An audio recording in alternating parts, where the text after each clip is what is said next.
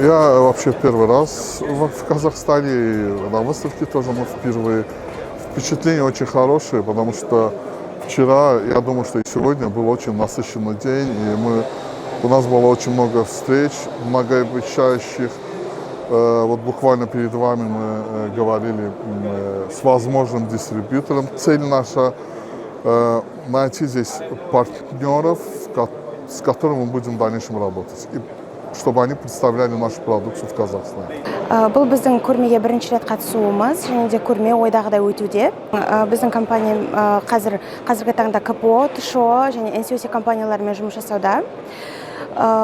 Бұл компанияда жаңа кісілерге көрсету, что біздің Атырауда өндіріс бар екенін, бұлардың барлығы local content, және де соларды көрсету мақсатымен қатысудамыз.